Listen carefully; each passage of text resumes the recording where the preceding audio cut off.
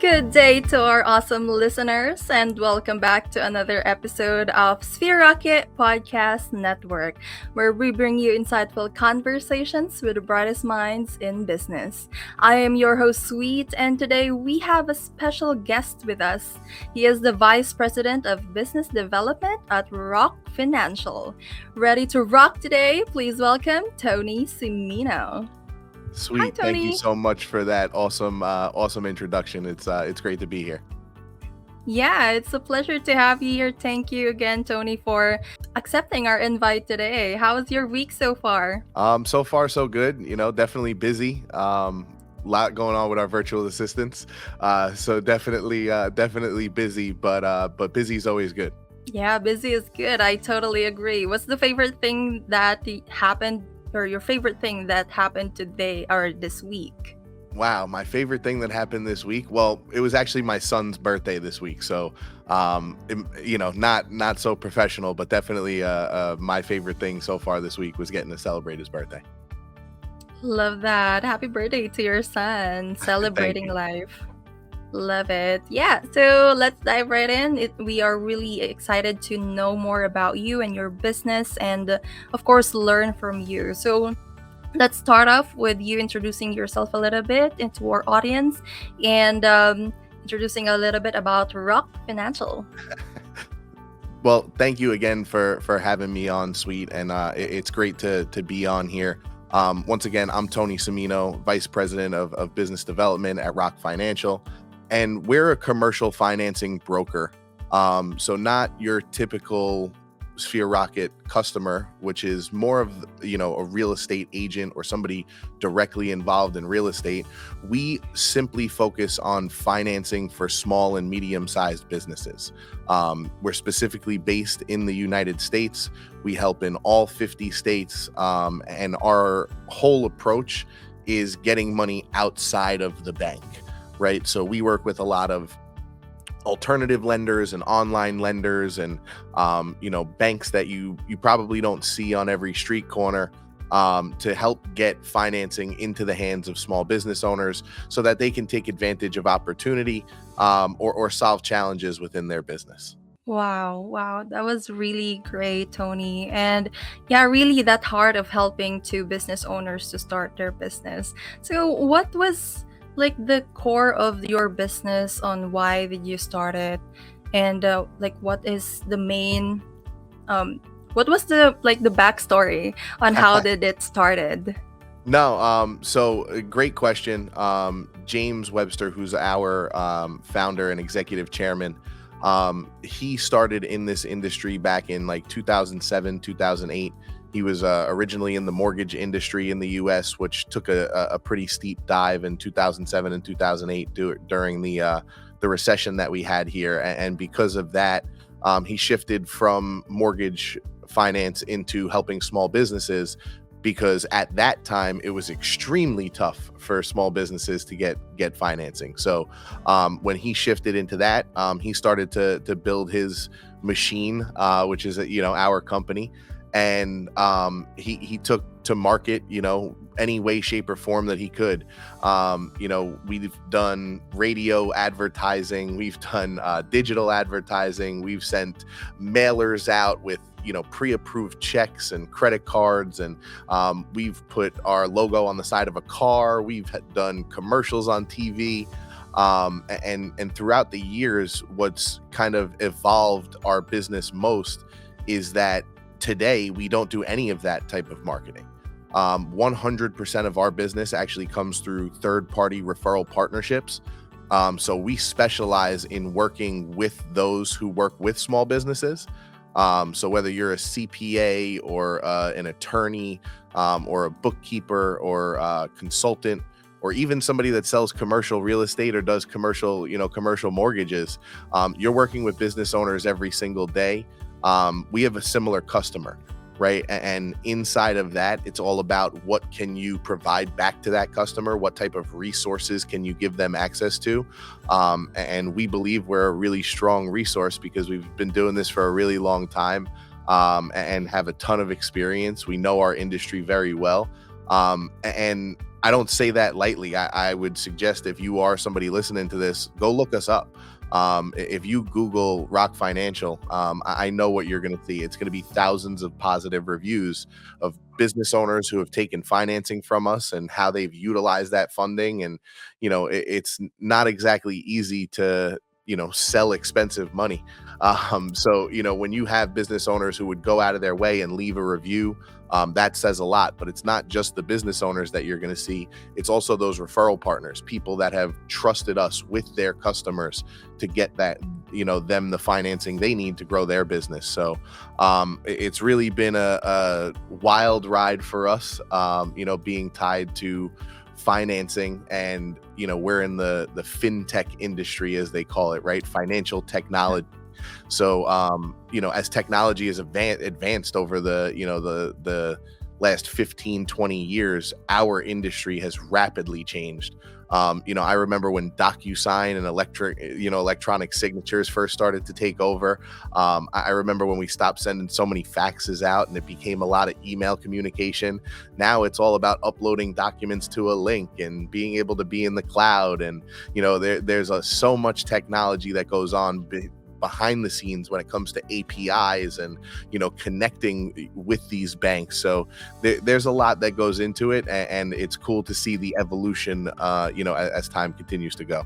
Yeah, that was really great. And yeah, transitioning from like before who we do everything manually, and transitioning to like the technologies, and Absolutely. coping up with it and adapting to it to make everything more efficient. And yeah, as I hear from you, you really had that passion. You introduced Rock Financial really passionately, and you're really proud of it. So what do you think is your proudest moment all throughout your journey with how many years again with Rock Financial? I've been with the company just about 8 years now. Wow, 8 years. So what Yeah. do you think, Tony, is your proudest moment as a VP of Business Development? That's a great question. I think my proudest moments come from watching our newest sales reps succeed.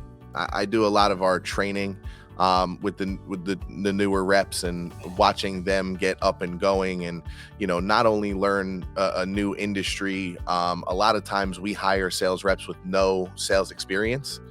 So not only are they learning an industry which they're probably not familiar with, they're learning a skill set that they probably don't have yet. So to see them catch stride and become their own version of their best version of themselves is always probably the most rewarding. Because I know it's all about the right person.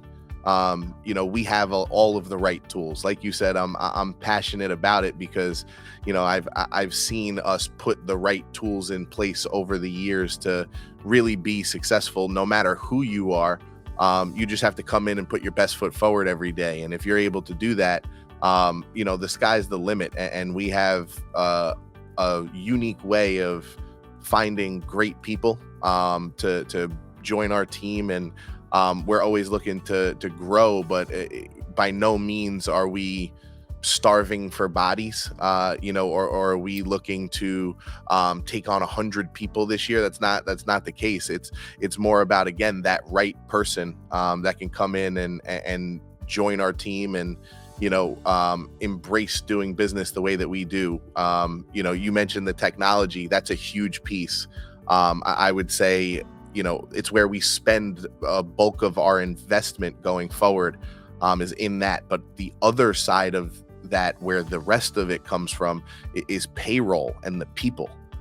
So I would say it's the investment back into that, and seeing people grow throughout the years, get married, have children, buy houses. I've gotten a chance to do all those things myself, and that's been really great as well. But again, it's more about seeing everybody else kind of do it as well. That's what's probably been most rewarding. Love that. Love that. That was really great. And yeah, I think that one of the best metric of being a good leader is really creating leaders itself. And that's what I heard from you, that really seeing people grow in your team, not only professionally but also personally. Yeah, with the growing, with the technology that is really rapidly growing these days, and yeah, with your people, like you've said, you're really investing with your people right now. So, how is it with the delegation of tasks, and of course with Sphere Rocket? How did you find out about Sphere Rocket, and what was that thing that sparked in you to, oh, let's get a virtual assistant? This is really great idea. If I kind of rewind the story back to like 2017, when we really started to put a lot of focus onto referral partners, we did a lot of that outreach on LinkedIn, and it was very manual. You have to do the tasks yourself. So I was doing the role myself, of actually doing the outreach and sending the messages, and measuring how many messages I was sending, who was I sending them to, right? I had this whole process that I was going through. And one day somebody was like, hey, why don't we look at virtual assistants for that? Because there was some other people that had tested virtual assistants in the past, but nobody had really put a system in place behind it.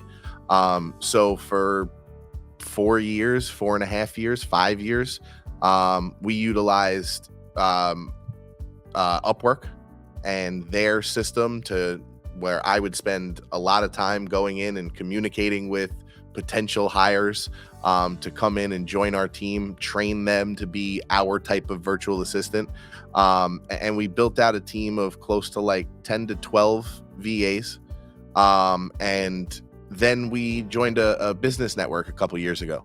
And just so happens that Justin from Sphere Rocket is also in the network, and he was up on stage, at one of the first events, going through what you guys do and how you do it. And our CEO was there, and he came back and he just started asking me some questions. He's like, "How is that process of, recruiting and hiring VAs?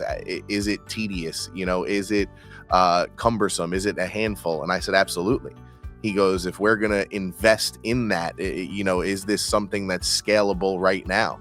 I said, "I mean, I guess, but it's a lot of man hours to put behind that." So he was like, "Hey, what do you think of this?"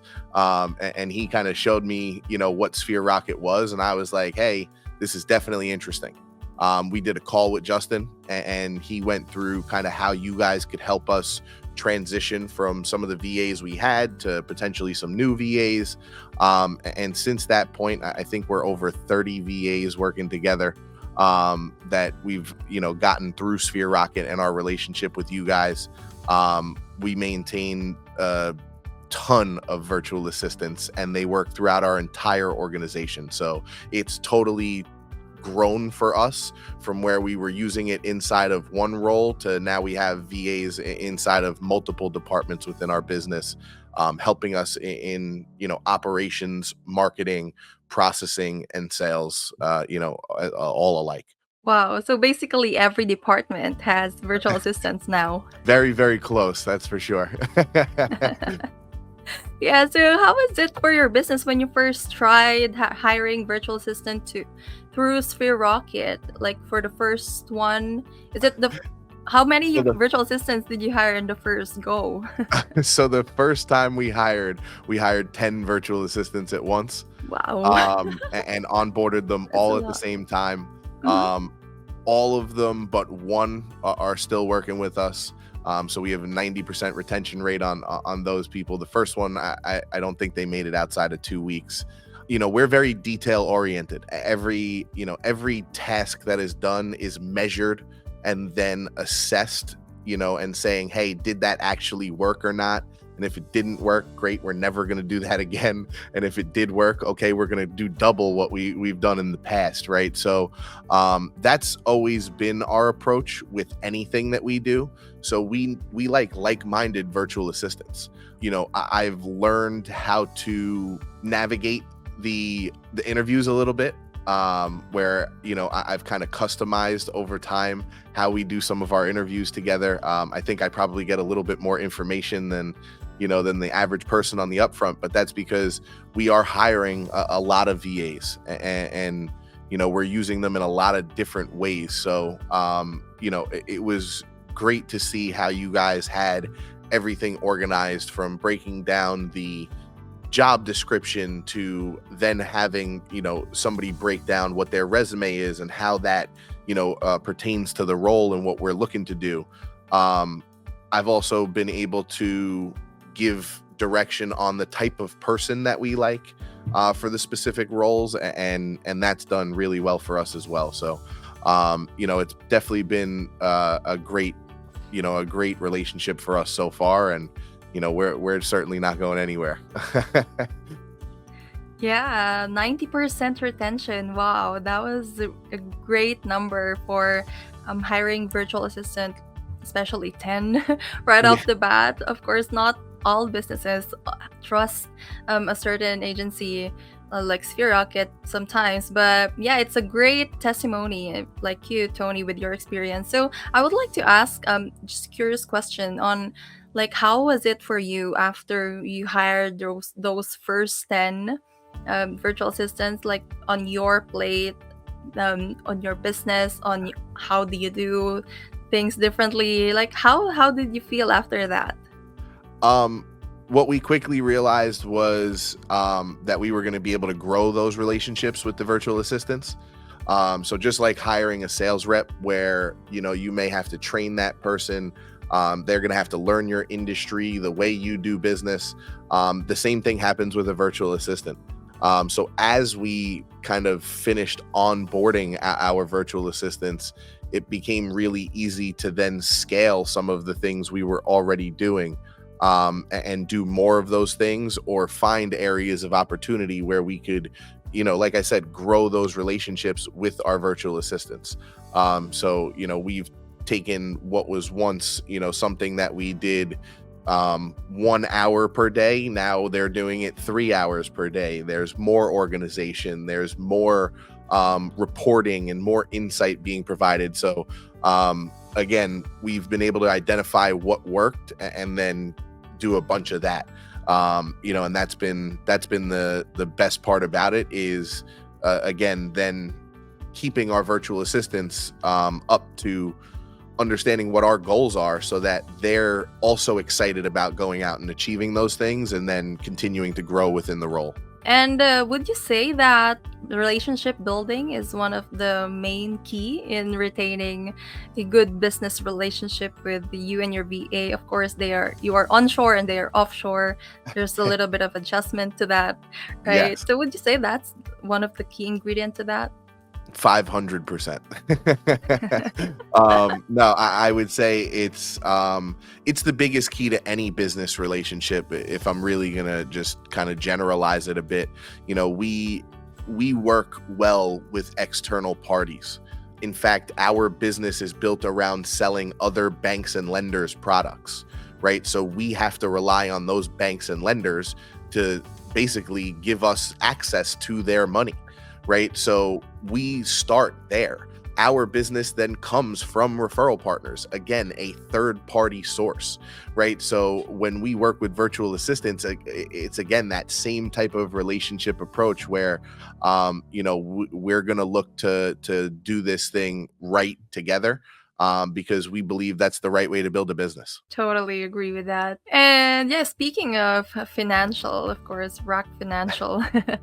What drives you, Tony, aside from financial success? What drives you to do what you do today? I'm a very goal-oriented person. I didn't come from a sales background or anything like that. In fact, prior to this, I was coaching college American football. So I was not in this industry at all. I was not in sales at all. I kind of tripped and stumbled into this. But for me, it's been all about, that growth mindset of becoming the best version of myself, and raising a family and having a place that allows me to achieve the goals that I set for myself. Everybody has to have a job. I'm one of those people that believe if you're going to make a lot of money, you're going to have to work hard. I don't think get rich quick works. I think you have to work hard for it if you want it to last. And because of that, I'm not scared to put in hard work. I firmly believe that, it's all about building a strong foundation. And, I think ROC has given me a platform to do just that.